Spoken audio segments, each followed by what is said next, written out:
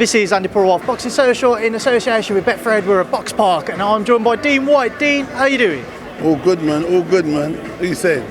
Obviously, it's good to catch up with you. I'm all good. Richard Riakporhe returns to the ring on Saturday night. Just get your thoughts on his fight with Fabio Turchi. People make the comparisons between Richard's win, if he's successful, and what Tommy McCarthy produced against Turchi. Is that something which should be on Richard's mind?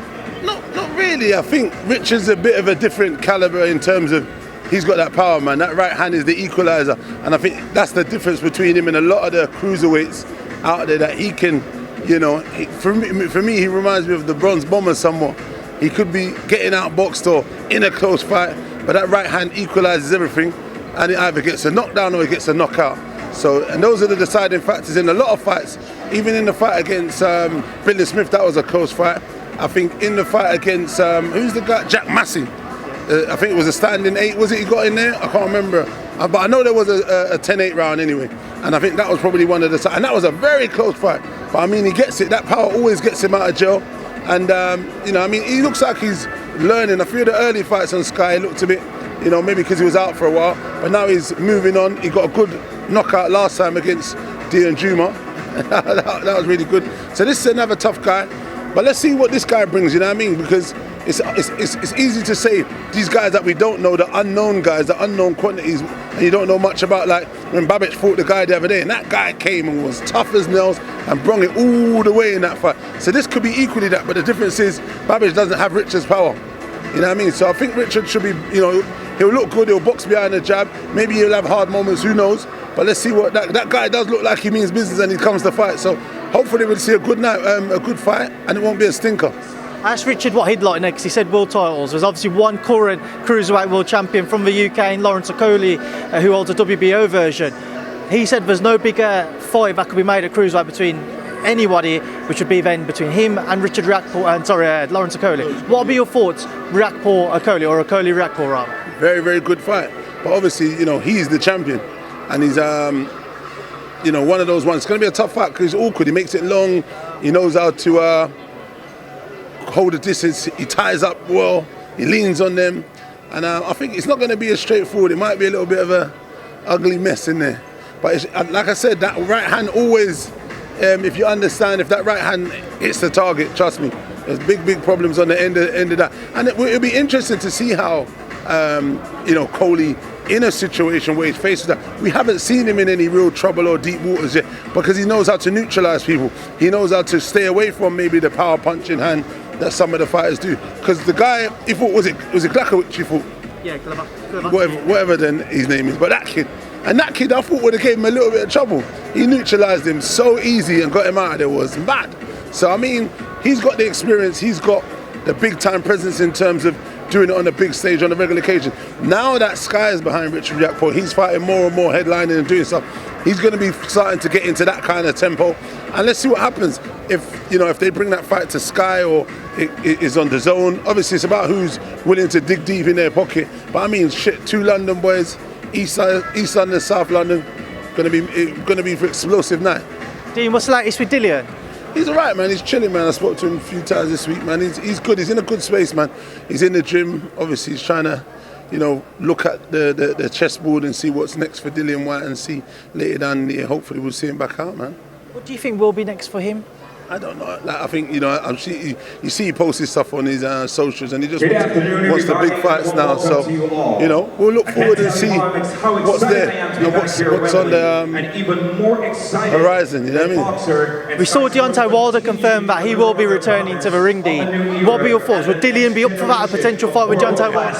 Hell yeah, that'd be a good fight, man. I think, like I said, there's only a few big fights. You got Andi Ruiz, you got him. Deontay Wilder, that's a real huge fight for everyone. Andy Ruiz, a few of those kind of fights, because he's a former world champion. You know what I mean? So AJ, as long as he wins against Usyk, even if he loses, it's still a big British touchdown. You know what I mean? So let's see what happens. There's definitely loads of big fights out there. Just on Anthony Joshua, what do you make of him confirming his link up with Robert Garcia? I don't know. Good luck to him. If he feels that's going to help him and it will make the necessary adjustments to get the win, I know that Angel's going to be in his camp of certainly, and there's some other people. There's potential there. But, good luck to him. I'd like him to get the win. I'd like that he makes the necessary adjustments and gets the win and brings the belts back to me. We also saw a video go viral of Anthony Joshua having a discussion, shall we say, with some students. What did you make of that video, Dean? I didn't see, I saw a little bit, but I didn't go into it. I just thought he was having a discussion. I heard him talking about some things, but I didn't watch all of it. Sorry, what was said in there? Well, from the understanding from what's been seen is that the students were kind of giving him some stick, video, yeah. Yes, I saw that. No, but there was another video. You know when he's sitting on the chair? Have you seen that one where he's doing a conversation, a talk with a group of people? I'm not sure, but that one was quite funny. He was sticking it on them. But my only concern is why didn't he have no trainers on? That was what I was thinking. Where was his shoes? If it really gets kicked off, they should have just stepped on his toes. But yeah, I seen him sticking it on there. It's quite, Josh says, brother, listen, man, let the man live, man. The man's saying, listen, don't talk shit, man, because when I come here and I break jaws, I crack skulls, like he said, it goes left. Yeah, I like that video. Yeah, I forgot. Dean, also want to get your thoughts on the Derek Chisora Purewal fight, which has been announced for July 9th. What are your thoughts? It's a rematch from when they fought previously. Good fight, man. Listen, Derek's the mad machine. Derek, War Chisora, man. You know when Derek comes, there's always a problem. So I mean, it's good. He's making his money. He's cleaning up the bag, man. He's getting there. Win, lose or draw, Derek's always in a good fight. A lot of people say he should retire, but there's a bag of money still left on the table for Derek. You know what I mean? So I think he's just trying to bring it. Sometimes, hopefully he can land that big overhand. Pull us no spring chicken either. So hopefully he can catch him and put him to kippers. Right, just before I let you go, Dean, is anything you want to end on? Yeah, no, I'm here with one of my new fighters coming, Spence. So this is Spencer Oakman, light heavyweight, super middleweight. So he's doing some good stuff. He fought on the show the other day we had on May the 12th in Tolworth, and he's out again on June the 25th. So we're going to keep him active, big ticket seller, doing his stuff, looks the part, can punch, can box well. So here's Spencer Oakman, man. Yeah, I don't think I need to sell myself after that. That was a good intro. He's done it for me. But I want to know now. Hopefully 2-0 on the 25th of June. Just learning every fight. I didn't have a massive amateur background, so learning every fight on these small hall shows as well, and just eager to learn, eager to improve. What's Dean like to work with? He's good. He's a salesman, so it's all right. He's a good promoter. He promotes me well. Like I say, even him bringing me here, it's being around people. I watch all these people on TV, So even just being around, being in this environment is very good for me. I appreciate it. So. Dean, you're spending too much time with Eddie Hearn. You're a good salesman. Well, listen, I don't know about that, but what I will say, you know what I mean? I understand the game. But this kid here, one thing with him, he's on the road, he's learning, he's sparring with top quality guys. I think Jermaine Brown, he's done a load of rounds with. What's my guy's name? The one who won Ultimate Boxer, Ellis. Ellis done a load of rounds with him for that. What's the kid who's in the Junior Olympic champion down your way? Carol Toomey's loads of rounds. That's his main sparring partner. He's learning on the job. Like he said, he didn't have a great amateur pedigree, but one thing, he listens and he goes back and tries to learn. He's a tough kid. Probably too tough for his own good.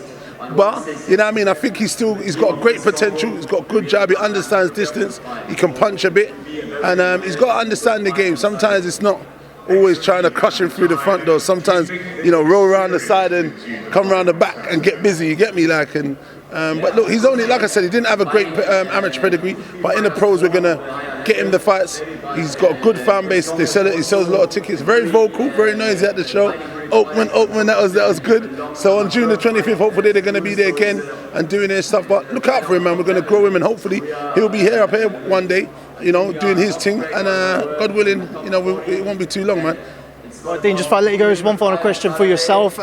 We mentioned kind of the salesman point of view. Eddie Hearn and Leonard-Ellerbe have been having some back and forths recently, and Sky Bet have got a special on. Eddie Hearn's a favourite at 1-3 for us to share the ring before the year's out. Leonard-Ellerbe a 9-4 underdog. What be your thoughts, Eddie Hearn versus Leonard-Ellerbe? Yeah, man, let it go, man. Eddie's chats bare smoke, man. They should do the promoter fight, man. Throw me in the hat, man. I want to fight all promoters fight each other, man. Let's see who comes out on top. I think I'll be champion of the world, wouldn't I? You get me? Ben Chillon might have something to say. Nah, no chance. Listen, but what I see Eddie give Frank Smith a good body shot. So he's got a little techers. You're going to throw in and get some sparring in to begin with? I'd throw a jab to the body and the big overhand, and then the left hook behind it and roll. And then see if he's standing there after that, then we've got to get back behind me jab. All right, Dean, we'll leave that there now. Guys, thank you. All right, cheers.